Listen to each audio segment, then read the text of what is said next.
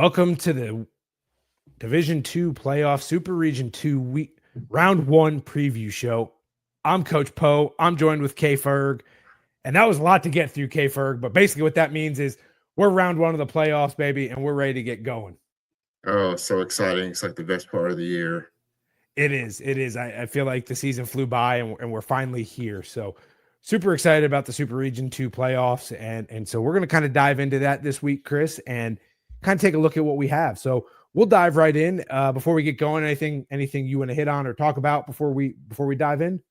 No, I mean, there's a lot to talk about. There's a lot to unpack. Okay. And so I'm really looking forward to that. Excellent. All right. So we'll take a look right here, Chris, and we can see right there Super Regions 1, 2, 3, and 4, and the number one seeds that all have buys here in week 1. And so Super Region 2, it's Valasa State. They earn the number one seed. They don't play this week. They get to sit home and watch 3 other games here in Super Region 2. So very exciting. Let's hit on a couple of the conference winners, Chris. We see we got Valasa State there, Gulf South champions, undisputed, conference champ all by themselves this year. So very exciting for Valasa State. We've got Winggate. They won the South Atlantic Conference Championship game against Carson Newman, 28-13 last weekend. Virginia Union got the CIAA championship in a back-to-back conference championships for them and got a little revenge against Virginia State. So a big win for Virginia Union. And then we have Miles. We all saw that game on ESPN, won the SIAC championship over Clark Atlanta. So very exciting for them as well. So those are our conference winners, Chris, here for 2024. Gosh, can't believe we're here already. So we're going to dive into it. We're going to look at some of these teams. But first, we want to take a look at the bracket, right? So this is what the bracket's going to look like here in Super Region 2. Valasa State, that 1 seed, they're going to stay at home. Below that, you see Carson Newman is going to travel to Miles. Miles got the 4 seed, so they're going to travel there. Winner of that game will play Valasa State next weekend. We have Lenoir-Rhyne traveling to number 3 West Alabama, and then we have Virginia Union traveling to number 2 Winggate. And so the winner of the Winggate Virginia Union West Alabama Lenoir-Rhyne game will play in round 2. And then we could see the way that funnels out to the regional championship there. So just a quick breakdown of what we're gonna dive into today. So what we're gonna do, Chris, we're gonna dive into it. We're gonna talk about each one of these teams and we're gonna break down the matchup. So to start us off, we have Valasa State. Well, the Blazers, the only undefeated team in this group, and they did so off sort of a revamped style from what they had last year. So for those of you who may not remember, but also was very pass heavy last year, and they gave up a lot of points as well. This year, they sort of retooled everything and upgraded some spots around Sammy Edwards, the quarterback, Harlan Hill finalist from last year, who also is the offensive player of the year in the Gulf South. And one of those folks that they sort of rebuilt was on defense, and that was Larry Elder, who actually ended up being the defensive player of the year, co-defensive player of the year in the GSE. And so, yeah, they don't pass as much as they used to last year. They don't have to. I mean, they've got, running back utility players who can, break through and make it a little bit easy on Sammy. And so we talk about somebody like Alfonso Franklin. What's scary about Valdosta is that they can beat you in the air if they have to. They can beat you on the ground if they have to. And that just means they really can control the game. It's unfortunate, that they didn't get to play West Alabama in the regular season because of the hurricane that they suffered down there in Valdosta.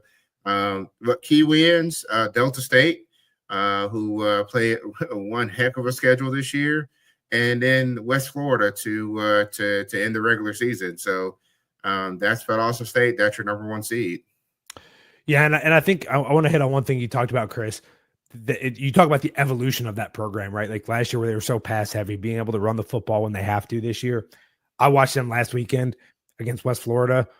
They were impressive. They were scary how good they looked, and they were just clicking. So really excited to see them in action next week. So Next up, we have the Windgate Bulldogs. Chris, they went 9-1 this year, averaged 29 points per game. They're holding their opponents at 10 points per game on defense. That stingy defense that they've always had. We always talk about their defense, it feels like. But this year they've seen an explosion offensively. They've been able to do some things. They've been explosive at the wide receiver position, averaging 352 yards of total offense per game. And it's a balanced offense now. They're not just running it, but they're able to throw the football as well. And they're able to be complementary on the offensive side of the ball. You tie that in to what they're doing and holding opponents to 10 points per game on defense. They're a dangerous team, particularly this time of the season when you start talking about every drive, every play really matters because there is no next week. Of note, they are the South Atlantic Conference champions. They beat Carson Newman in the SEC championship game last weekend to avenge that loss earlier in the year. They had some big wins this year. They beat Delta State at home. They beat Lenore Rhine, and they also beat, again, Carson Newman in the SEC championship, avenging that loss. That was really that was their loss this year, was that Carson Newman game. They missed some field goals there, had some issues on special teams. So, but they seem to have gotten that fixed and gotten better every week since that loss. So again, Winggate was your number 2 seed coming into this thing. And that's a brief overview of the Bulldogs. Let me just throw something out there though about Windgate real quick. One of the things that really stands out is that defensive line. I mean, that's a unit that has gotten so many sacks this year that has made it very difficult for a lot of teams over the course of the season. That defensive line got several all conference performers on there. So certainly something to look at for Windgate. Yeah, 100%. That defensive line they're big, they're physical, they're fast. They're intimidating up front. Next up, we have West Alabama, 9-1 as well, scoring 31 points per game. They're, again, holding their defense. Their defense is doing a great job holding their opponents to just a little over 11 points per game. I feel like we don't talk about them very much defensively, but they've had a great job. Unfortunately, we didn't get to see the game against Valasa this year because it got washed out with the hurricane. But they've played some other big games. We'll talk about that in a second, Chris. They averaged 365 yards of total offense. And again, a balanced offense. You think of West Alabama, you think of the air raid, you think of them throwing the football, but they can run that football as well. And then defensively, they do a great job. They're stingy. Their rush defense allows 88 yards per game. So really a tight defense. They ended up finishing second in the Gulf South Conference this year. Big wins against West Florida and Miles earlier in the year. If you remember, that was game 1, I believe, for West Alabama. And their lone loss was against Delta State. So a tough loss there. But overall, West Alabama been quiet the last couple of weeks. I think we may see them make some noise here in this tournament as we weave our way through it the next couple of weeks. Yeah. Next up, we got Miles, the SIC champion. So Miles, another club that has a really, really good defense in particular, that can really make key stops when you need them. Miles, they kind of had a bit of a slow start. They played that first game against West Alabama. They actually were leading in that game, and it took West Alabama to kick a field goal really late to take it. And that just showed you right there that, Miles could certainly hang with the best of them. Predominantly at times they can be pretty heavy on the run, but they also can pass the ball. So, it's one of those games that or one of those teams that you kind of look at them, you're kind of wondering who they are, and before you know it, they probably got a 20-25 point lead on you. Yeah. And Clark Atlanta really felt the brunt of that last week. So, for Miles, it's definitely was one of those teams that was kind of lingering on the periphery of the playoffs, and then they had some schedule boosts with Tuskegee and Clark to get them to a home game. Yeah, and if you watch that game last week against Clark Atlanta, but they could score points and they could score them in a hurry. I mean, I felt like it was a close game there at one point, and I turned the game back on, and it was a 2 or 3 touchdown lead, and you're like, what just happened? It was literally 5 minutes. So, I mean, they're very explosive, a very explosive team that can score points in a hurry, Chris. Yep. And that second loss was to the FCS. Right. So, yep. Yeah. Thank you for bringing that up. Yeah. All right. Lenore Ryan, the Bears, come into the tournament here, the postseason at 9-2. Offensively, they're averaging about just over about 26.5 per game, a little under that, giving up about 17 points per game. So offensively, 300 they average about 360 yards, 361 yards per game. Rush to pass, they're more of a passing offense. We've seen the offense evolve, be able to throw the football a little bit more now. And then look on the defensive side of the ball, right? 278 yards. They hold opponents to, and that ties into that low scoring that we're seeing on them defensively. So the defense has really stepped up. They've evolved offensively with the loss of Dwayne McGee and some of those other guys in the backfield, and it's had to see Jalen Ferguson kind of develop and evolve. So really kind of seeing a different Lenore Ryan team than we have in the past, but one that from week one to I think the end of the season, Chris, you saw a team grow, evolve with a new coaching staff, become comfortable with each other. And so it's really exciting to see them now making this deep run in the postseason, or making this run in the postseason, I should say. There was so many, I think, question marks coming into this thing, and they've really kind of quieted that out, and they've done a tremendous job here throughout the season. A couple of big wins, right? They beat Tiffin, they beat Limestone, who they ended up tying with in South Atlantic Conference standings in the Piedmont division. So, and if you look today, the SAC released their all-conference players. Limestone had quite a few guys on that first team. So, kudos, to Lenore Ryan for being able to beat them. Unfortunately, their two losses came to Emory and Henry, who was a tough out this year for a lot of teams, and then that Winggate team that we talked about a little while ago. Yeah, I mean, Lenore Ryan, they had a lot to happen in the offseason, but didn't they have some injury issues as they went through the season too? Yeah, I think they did. Chris. Yeah, they had some guys get banged up and have to fill in some guys. So, yeah. And still made it. Yeah. Kudos to them. All right, next, Carson Newman, Chris, 9-2. Okay, a resurgent Carson Newman team, back to running the option, averaging 33 points per game offensively. Okay, had some injuries at the quarterback position. It's really impressive to me how they've been able to maintain that offensively while going through those position changes. We know how important the quarterback position is in college football. They've done a great job of weathering some of that. They give up about 20 points per game. Offensively, they average about 360. Obviously, 273 of that on the ground, right? So that heavy run offense is back in Mossy Creek. And then defensively, they give up about 278 yards per game. It's pretty mixed right there, but a solid defense from the Eagles. They won the Mountain Division Championship in the South Atlantic Conference. They beat Winggate, like we talked about, beat them earlier in the season at home, and then fell ultimately short this past weekend in the championship game. And then there's that Emory and Henry team again, that tough out for a lot of teams. They knocked off Carson Newman earlier this year. So, and then the second loss was the loss this weekend in the championship game against Winggate. So, excited to see Carson Newman back in the playoffs.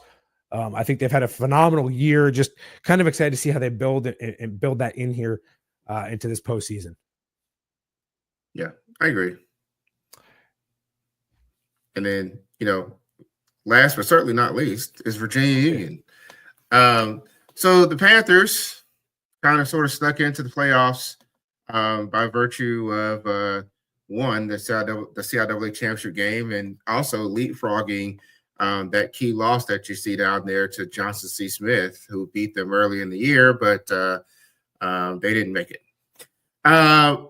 VUU, if you've been following VUU for the last 4 years, you know the name Jada Byers at running back, who's sort of the linchpin of the offense. He's the second leading rusher in all of Division II.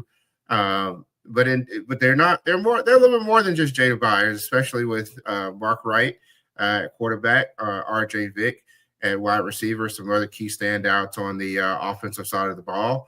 Defensively, they're a team that certainly stacks up very well to a lot of teams in this playoff field, especially, look at that defensive line and somebody who stands out like Isaac Anderson. It's a team that's certainly known they're known for rushing, but as you can see here, they're about as balanced as you can get on offense, and they certainly can rack up the yards. and that's VUU. Well, and I think that talks to their development offensively, right? The growth of what they've been doing schematically. Like we all know who Jada Byers is, and if you've lived under a rock and you don't know who Jada Byers is, well, then sorry about it. But again, teams are going to focus in on that. They're going to try to stop him. They've grown. They've had, hey, if you're going to take away the run, we're going to find a way to beat you in the pass, and they've done that. And I think that's why you've seen them grow and evolve. And again, I think that's a big part of why they're CIAA champs for the second year in a row. Yep. All right, Chris. So that's a breakdown of all the teams that we have in the tournament this year in the postseason for Super Region 2. Now let's take a look. We've got 3 games this weekend, okay? First game up is Carson Newman and Miles.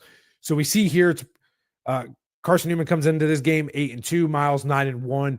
Offensively, almost identical, 33.6 and 31.2 on the scoring side of things. And then defensive scoring, 20.6 and 17.3. So almost identical when you're talking about stat lines there, Chris.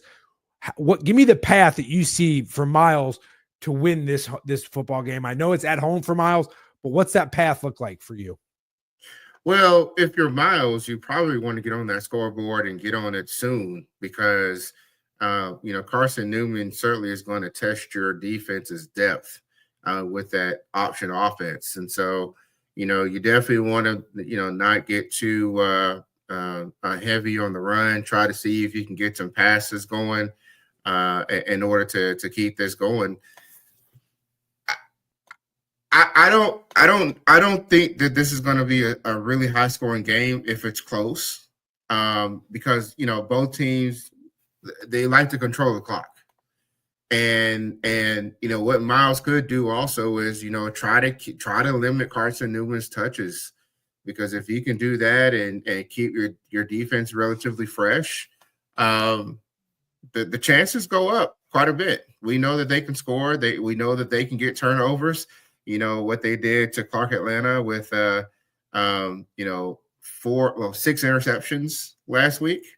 You're probably not going to get a lot of interceptions against Carson Newman. So you're really going to have to this is really going to go back to some old school football, and you're going to have to try to prevent Carson Newman from getting into those 3rd and shorts. Yeah, I agree with you. I think for Miles, for me, for their path to win this football game, they have to limit Carson Newman's ability to have the football, right? Like Carson Newman wants to keep that football. They want to drain the clock and limit Miles's possessions.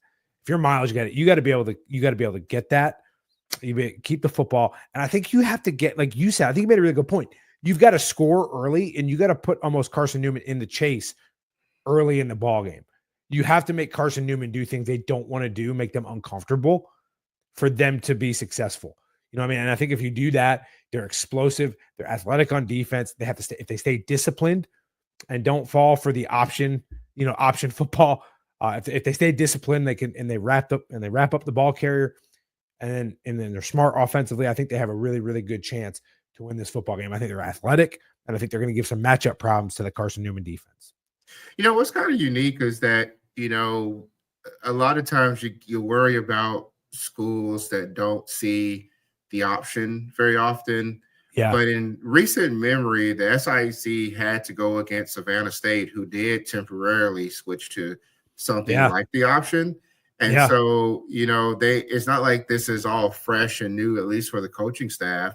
Now the players is a whole nother matter. And do you have enough that remember that and have to remain disciplined? But, at least, the SIAC isn't one that hasn't seen the option in a long time. Right. That's a good point, Chris. That's a really good point. And I think on the other side of that, if you're Carson Newman, you want to keep the football away from Miles. We saw how quickly they can score, how athletic they are offensively. I think if you're Carson Newman to win this football game, you have to maintain possession of the football. You've got to create turnovers defensively. You got to get at least 2 to 3 turnovers and get points out of it, right? You've got to keep possession of the football, limit Miles's possessions, and then you got to get a couple turnovers on defense. I think if you do that, if you're Carson Newman, I think you can win. I think that's your path forward. Just my opinion on that. What do you think for Carson Newman, Chris? Well, one of the things that Carson Newman is going to have to do is probably get Miles into, again, some 3rd and long situations, because Miles converted about 42% of their third downs. I mean, that's a pretty nice clip. Yeah. And again, they're identical in terms of how effective they are rushing the ball. So, it's one of those things that you get them in third and long, and you've got a shot at getting them off the field, and then return back to ball control. Yeah. So if you're Carson Newman on the road, then what you're going to have to do is you're also going to have to play keep away as well. I think this is going to be a fast moving game because I think that both of these teams have the ability to just run, and before you know it, you're in the second quarter. Yeah. I think you're 100% right. I think you're going to look up and that clock's going to be, oh, hey, where'd the first half go? Oh, shoot, where'd the first 3.5 quarters go? I think that's a really good point, Chris. I think this thing's going to go quick.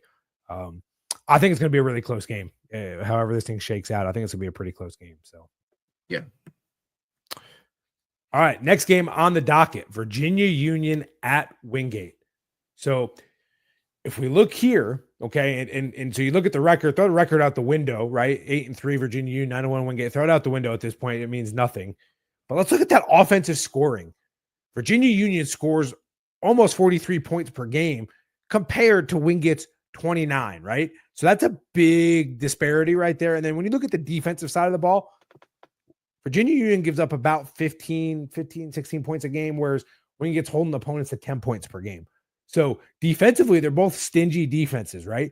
It's offensively, Virginia Union has put up a little bit more points than Winggate has this year, Chris. Give me the path forward for Winggate if they're going to win this football game. They're the home team. Give me the path forward for Winggate if they win this football game. Okay, so we've seen this act before. A couple years ago, Winggate went up to Richmond, and they had a game plan, and that game plan was 1, stop Jada Byers, and 2, force VU to pass. And they did. They executed number 1 very well. Like Jada Byers is limited to I think he still got 100 yards, right? Nothing to sneeze at, but way below average. Number 2 was the area where it became really disastrous for VUU, and that was attempting to pass. Okay. And when you look at this version of VUU with Mark Wright, they've gotten better. They are better in the pass game this year than they were 2 years ago. But I am still a little concerned about how all that shakes out, because we've seen quite a few interceptions over the last 2 games, against Virginia State, a team that, is pretty opportunistic in the secondary. So, if you're Wingate, this is a situation where you're probably leaning on your defense yet again. Wingate's got 3 shutouts this year. Now, will they shut out VU? I don't think so. But they're a defense that 10 points a game is legit. Like that's tough.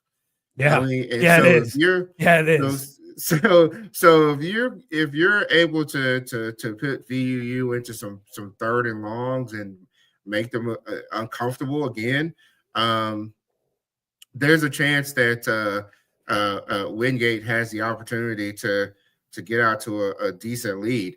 I think one area that may be a little vulnerable for VUU that Wingate may seek to exploit is the pass defense of VUU. They do have a tendency to give up some big plays, and you kind of saw that against Virginia State over the last 2 weeks. And so, I think that's another area. Probably less run, probably more pass for Wingate. Okay. Yeah, I'm with you. I think the defense is going to have to play big for Winggate this week if they're going to win this football game. I think they've got to hold Jada Byers. They have to contain Jada Byers, and they've got to play solid in the pass defense, right? Virginia Union has shown, hey, they're not just a one-trick pony. They don't just run the football. They can throw it.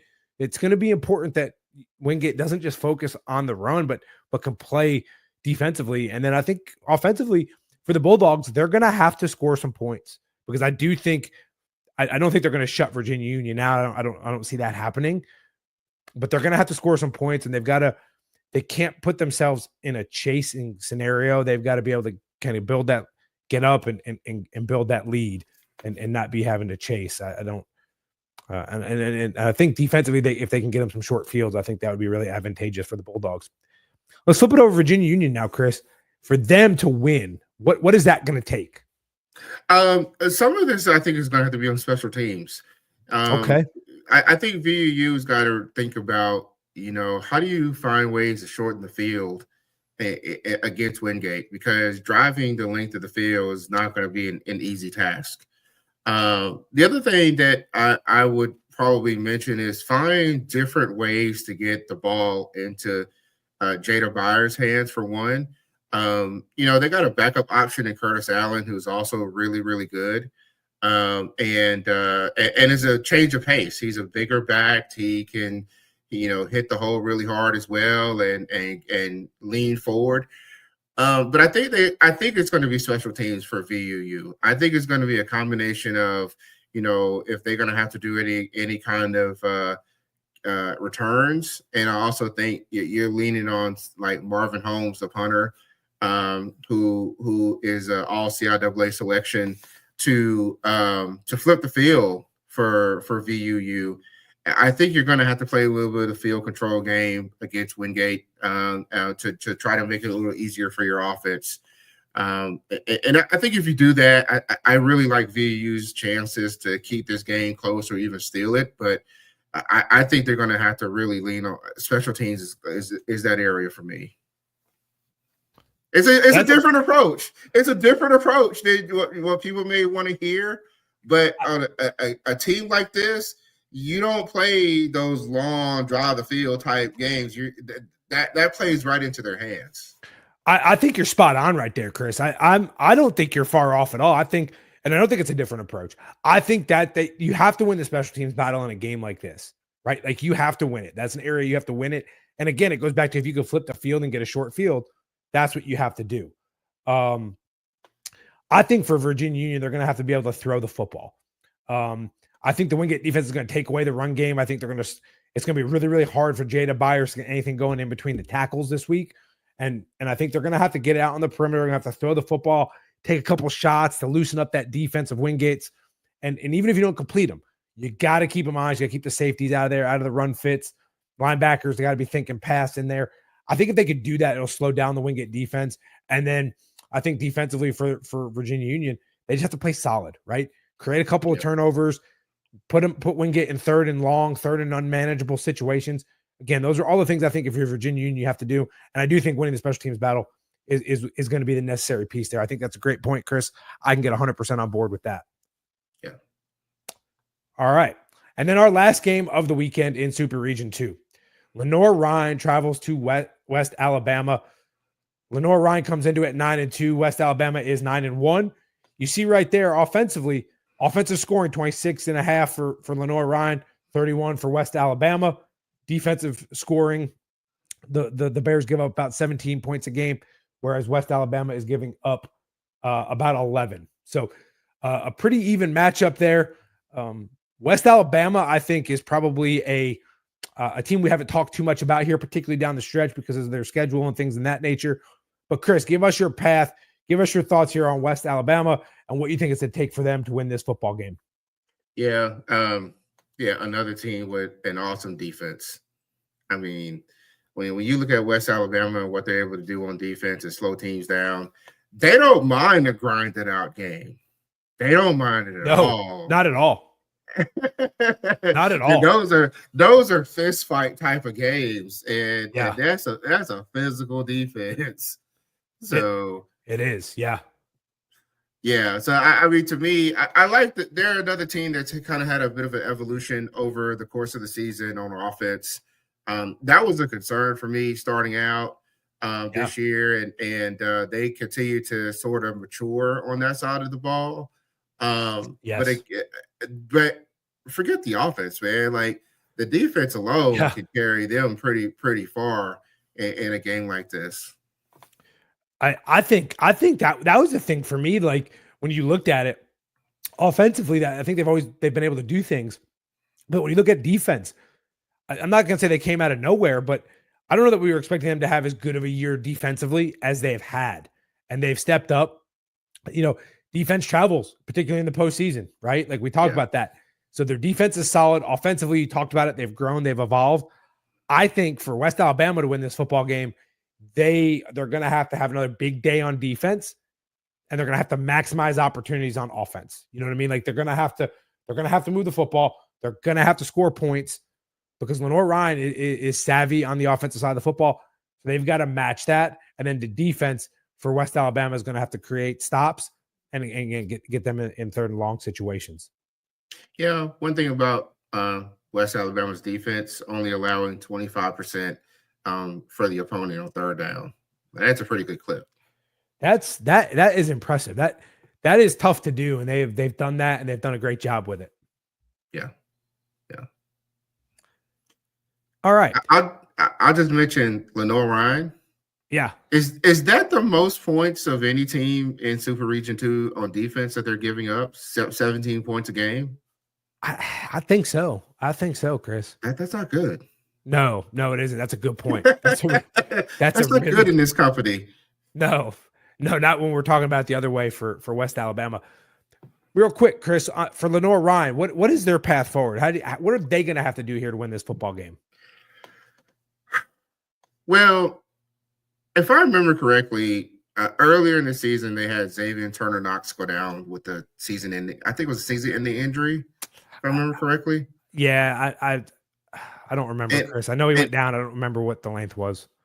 Yeah, so like being one-dimensional, you got to be really strong if you're one-dimensional in the pass, and it's a passing game, right? Because you get inside the 20s. And that one-dimensional passing the ball can really like work against you, and you're going up against a defense that is liable to stop you and have you settle for field goals, and that's not a good feeling. I think Lenore Ryan's going to have to get into the end zone without having to get to the 20s. Maybe 20, like 25, 30 yards and hit some big passes or something like that. One-dimensional is just not a great feeling in a game like this. Yeah, and I think the other thing with that is Jalen Ferguson. We've seen him in a lot of their wins this year, breaking off 30, 40-yard runs like you just talked about, those big plays, and not having to execute down there in the red zone. So I think he's going to have a couple of those. They're going to have a couple big plays on the offensive side of the ball. And then defensively, I think they have to step up. They have to play the best game they've played all year. Yeah. And create stops if they want to win this football game. Yeah. I mean, no question. Yeah. Without a doubt. Well, that wraps up, Chris, our kind of our breakdown of the teams in Super Region 2 in the playoffs and the matchups that we have this weekend. So give me your overall thoughts of what you kind of like, what you're looking forward to seeing this week here in Super Region 2. Well, I'm excited for Miles. I think Miles, they were kind of like that one team in the SIC that they were good, but we didn't know how good. And it took an entire season to kind of sort of see how good they could be. And now they get to really showcase and make amends for that that opening loss against West Alabama, against another team that's formidable throughout the region. So I'm really excited for them having a home game, being able to showcase what they can do, and I'm also really excited for that Windgate VUU game. I think that if VUU plays up to their potential, that could be a really interesting viewpoint, a really interesting game to watch. Yeah. So, but man, I just thought like Winggate is like the one team that I don't think any team wanted to see. So if you were in that playoff hunt and you saw that you weren't playing Winggate, you were like, "Woo!" Because that's the one team that that's a really scary team right now. No, I agree. I think for me, Chris, it's how I want to say competitive and close. I think some of these games are going to be. I think they're really intriguing matchups.